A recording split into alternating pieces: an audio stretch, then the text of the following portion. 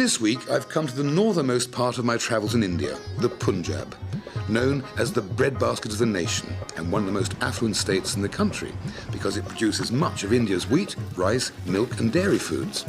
And I'm in the city of Amritsar, which means pool of nectar. It's the centre of the Sikh religion and the largest city in the Punjab. And it's quite different to the other Indian cities I've visited, with the exception, of course, of the traffic, maniacal driving and horn blowing. It's quite structured and orderly. The streets are clean and there are no beggars or shanty towns. 52% of the population are Sikhs, whose colourful turbans brighten up the drab townscape. Because I can't read the street names, I identify various areas of the city by the types of shops or stalls. For example, one street is just full of cycle stalls, another sewing machines. Hence I go down Bike Street, turn left at Sewing Machine Road and on to Tandoori Alley to buy an oven. Tandoor ovens play a very important part in Indian cooking. And as you can see, they're made by hand from a mixture of coconut fibre, clay and water. It takes about 3 days to build one this size, and then they're left in the sun for a day or 2 days to really harden up, and then they're sort of glazed on the inside with a paste made from spinach, sugar and mustard. Curious, but they're very effective things, and I'll be cooking with one in a minute. After some really harsh haggling, I pay the princely sum of 60 rupees, about £1, and hop onto a horse-drawn cart and trot off down Grand Trunk Road, as Tandoori Alley is officially known. Anyway, driver, don't spare the horses, get me to my cooking sketch on time.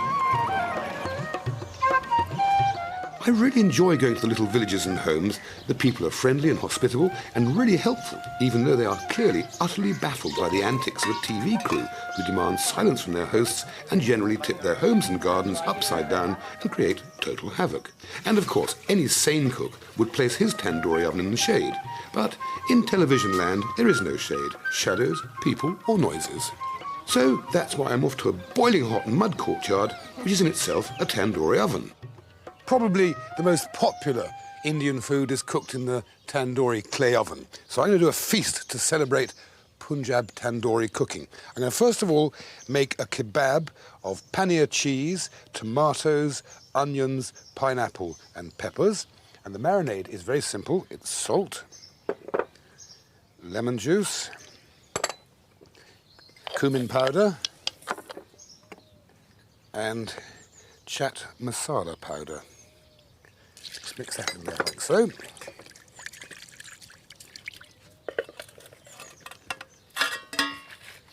Mix those all around, leave that for about an hour so that the cheese in particular soaks all the marinade up. We'll put that to one side. Messy business. Now, tandoori chicken. This is the wonderful thing. Has a wonderful marinade. You need to keep it in for about 3 hours, and it starts with some fresh yogurt, then some garlic and ginger paste. Just blend that in your food processor. Some garam masala powder, a teaspoonful of that. Some of this red colouring.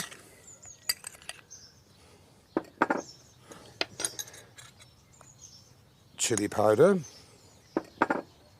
lemon juice, some rich cream, and some salt. Now you stick your chicken pieces into that in the fridge for about 3 hours. And incidentally, you should always skin the chicken, take the skin right off, cut some slashes, like I've already done here, slashes so the marinade can get right into the whole thing. Leave that for about 3 hours, then we just thread it onto the skewer. Oh, by the way, you also need a potato if you want to cook tandoori chicken. I'll tell you why in a sec. Now, the reason for the potato is that it stops all the ingredients from falling off the end of the skewer. How'd you get the potato on? Oh, cry. There we are. And quite simply, it goes down into the oven like that. And another shirt ruined. Do you know, I've cost me a shirt a day on this shoot. 2 months.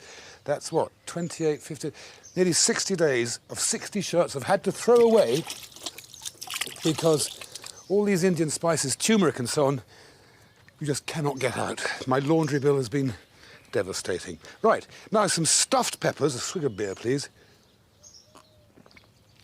Some peppers. Going to be stuffed with green peas, cashew nuts, chopped cabbage, paneer or cottage Indian cheese, Indian cottage cheese, chopped green beans, grated fresh carrot,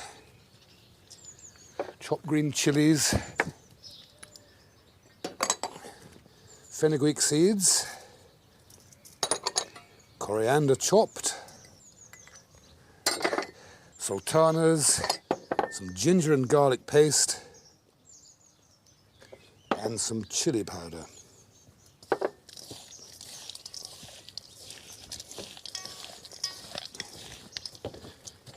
And a drop of lemon juice.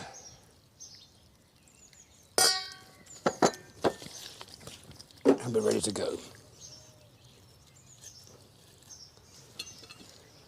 Stuff each pepper till it's really tight, and then start to thread them one by one onto the skewer. And push them tightly together, and on the very top one, we'll paint some oil. It'll again put a potato on the bottom.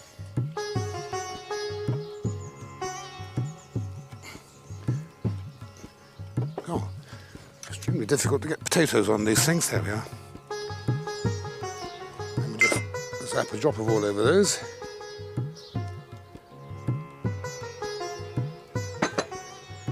And pop those in with the chicken. Now, I've fired my tandoori oven using coal, purely for speed, but the locals would use dried dung and wood. Either way, it's simple and it works.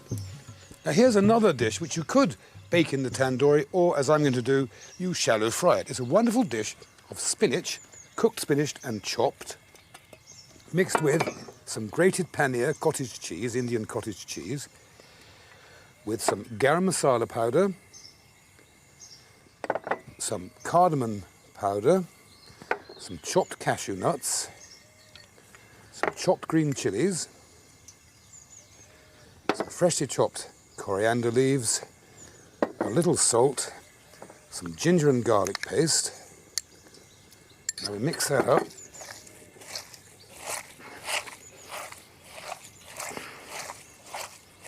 And into that we mix some ground chickpeas, so it's chickpea flour.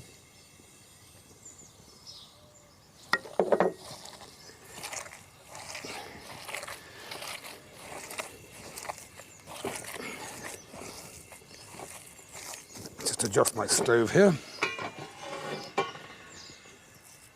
Then we form it into little patties or rissoles, call them what you will, and pop it into the shallow oil, cook for a couple of minutes on each side. So simple, truly delicious, and also very healthy for you. And so, for my tandoori feast, I have the classic tandoori chicken, then peppers stuffed with chopped vegetables, cottage cheese and nuts roasted in the oven, then fried this time, spinach fritters with nuts and cheese and spices, and finally, a wonderfully tandoor-baked vegetable and fruit kebab of peppers, tomatoes, cottage cheese, pineapple and onions.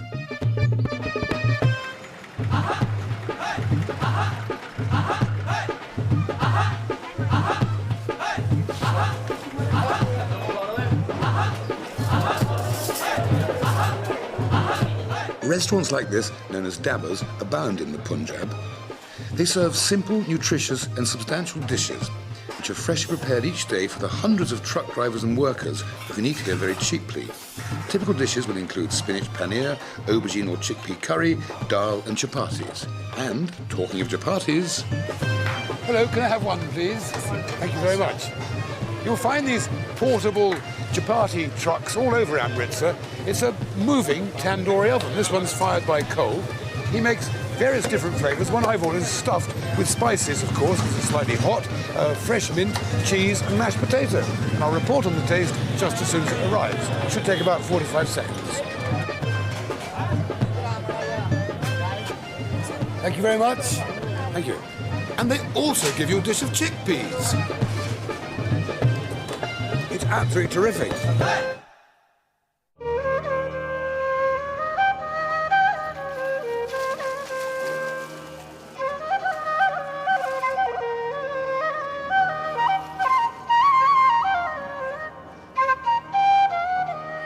Amritsar's 16th century golden temple is the holiest place in the world for Sikhs and their central place of worship. They bathe in, or drink, or bottle the water from what they call the pool of nectar to wash away their sins. It's hard to credit that this tranquil haven was the scene of bloody violence in the early 1980s that led to the death of many Sikhs and the assassination of the then Prime Minister, Mrs. Gandhi.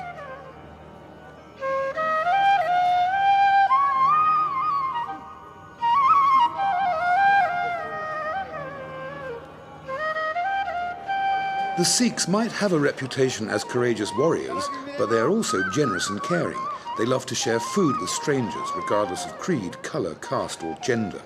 Hence this vast dining hall, where anyone at all may eat for free, and some 30,000 souls do so daily.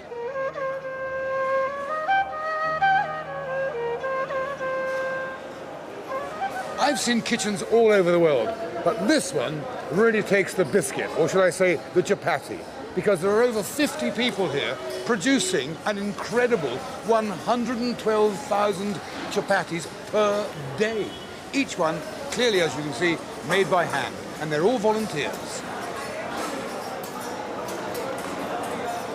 This kitchen is truly incredible. They prepare each day 2 tons of vegetables. This is cabbage and potato. They prepare also 1 ton of lentils every day, and it's all free. So if you're ever stranded in Amritsar, this is a place to come for lunch. Punjab is home to Bhangra music and dance, and loud and impressive it is too. Anyway, off with my dancing shoes and into my hotel kitchen I go.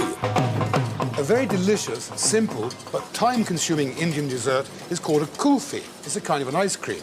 You take a few pints of really rich, creamy milk, put it on the gas over a low gas, and stir all the time till it reduces down to this fairly thick consistency. And just to make sure it's thick enough, you could add a teaspoonful of corn flour. Then you add in some cardamom seed powder,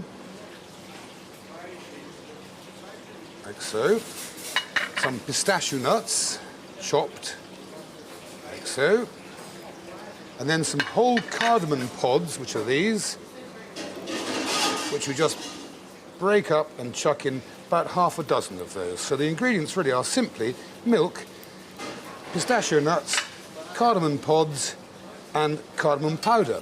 Now, while that's still warm, let the spices infuse in that, and the second it's cold, you open up one of these little molds, pour it in, pop it in the freezer, leave it overnight, and you have a superb pudding. Now, that's a traditional one, but Chef Sandhu and I have devised a new Indian pudding, never seen before on television, and certainly never seen before in India. What it is, it's a mango sorbet with chilies and mint. So first of all, we put some pureed mango into the sorbetiere. An ice cream maker will do. Then we're going to add some beaten up egg white. Then we're going to add some cane sugar syrup. So, then a little bit of lemon juice, or lime juice. Then the great fun thing, some red chilies, very hot, and some refreshing chopped mint. All we then do, put the lid on. Fire it up, Murray! Good, isn't it? So 2 delicious Indian puddings, a kulfi with creamy milk, cardamom and pistachio nuts, and my very own spicy mango sorbet with chilies and mint. The Punjab is flat, very flat, and as you drive out of Amritsar, you will pass wheat and maize fields, paddy fields and water buffaloes. And if you survive the terrifying traffic, you will eventually find me in this picturesque village, doing cooking. One of my favourite Indian dishes is mutton Rogan Josh. I've eaten it dozens of times. I've never cooked it before, so here goes. First thing we have to do is crackle some cardamom seeds and some cloves into hot oil. This brings the flavour out of the spices. Oh, it's really crackling. Then we add some chilli and ginger paste.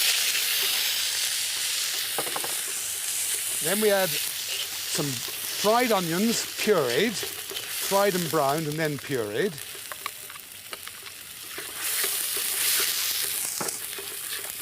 Then we add a little red chilli powder.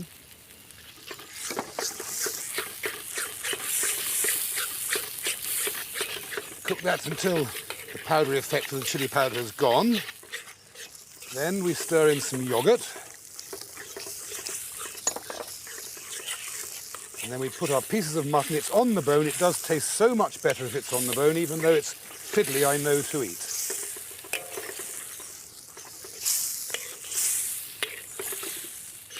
Keep adding the mutton, stirring the whole time to get the meat really covered with the yoghurt, onion and spices mixture. And we need to cook this until it's really quite dry before we go on to the next phase. That means that the meat will have really taken on the flavour of the yoghurt, the spices and the pureed fried onions. We'll add a drop of salt at this stage.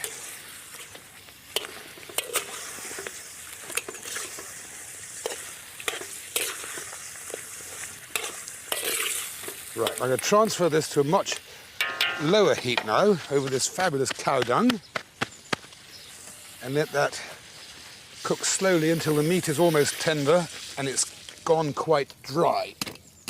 So that's one of the cow dung. Good.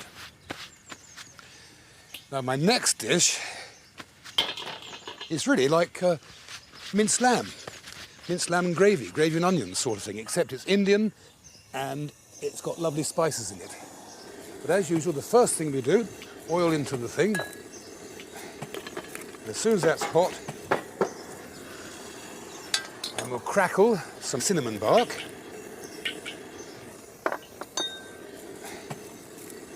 Some little famous green pods, cardamom pods, and some cloves.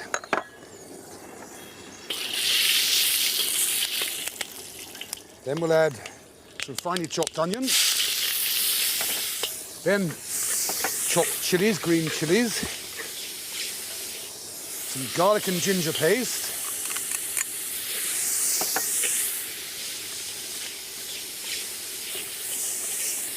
then we'll add some minced lamb,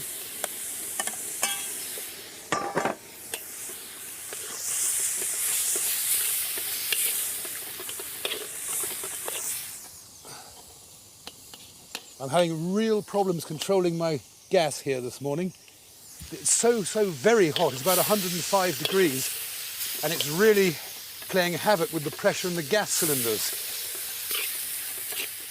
I nearly lost a couple of good men earlier when one of them blew up, which is why I'm just cooking on one ring this morning.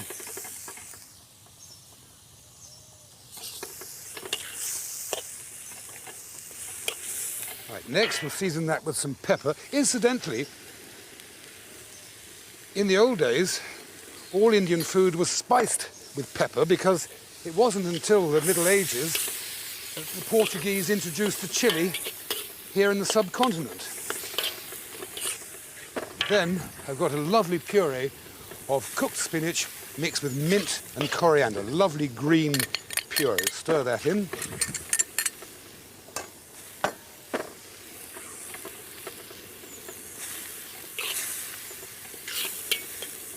And then to finish the dish off,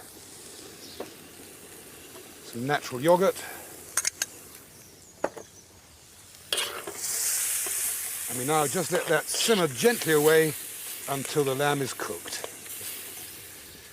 Right, that's sufficiently reduced. We can carry on with the second phase of the cooking now. Back onto my gas ring. Whack the gas up. Now, we stir in some tomato sauce or tomato puree. Tomato sauce is better. Mix that round. Then The thing that makes this dish really rich is some ground almonds.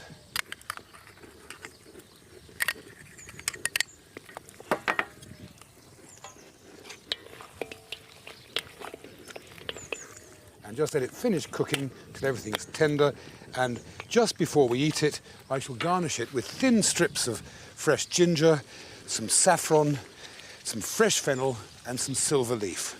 That's lamb Rogan Josh. There's lots of nice street food throughout India. One very good thing is something called pakora. It's quite simply vegetables fried in a lovely batter. The batter is made this way. You have gram flour, which is in fact chickpea flour, some bicarbonate of soda and some chili powder, and you mix it up with water so you've got this nice thick consistency. Then very simply, you take, say, an onion ring, dip it in,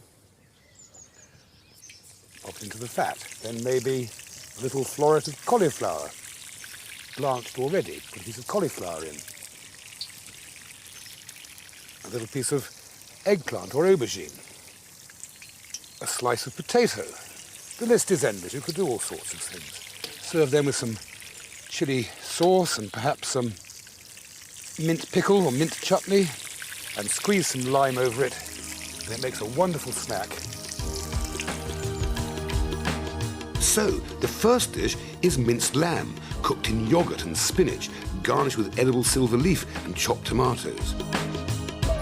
Next, pakora, very simply, slices of fresh vegetables fried in spicy batter. And finally, lamb Rogan Josh, a delightfully smooth curry cooked with all the usual spices and made very rich by adding pureed almonds and garnished with silver leaf and saffron. I suppose we're all, certainly in the UK, very familiar with Punjabi food, with tandoori chicken and the likes. And of course, I had to come to Amritsar to see the tandooris. But I have to tell you, Amritsar is a bit of like a one-story town. I mean, apart from this fantastic building behind me, it's a bit drab. Although, having said that, it is really worth spending a couple of hours at the Golden Temple. It's a very serene experience. But I think, apart from my cooking, the highlight of my trip has been in Amritsar's latest, newest hotel. It's beginning of June right now, and I've just had a lunch of chips and whiskey and Christmas carols played to me. Oh, by the way, I've written a book to accompany this series. It's called Floyd's India, and it includes all the recipes I've shown you and more. And of course, it's available from all good bookshops.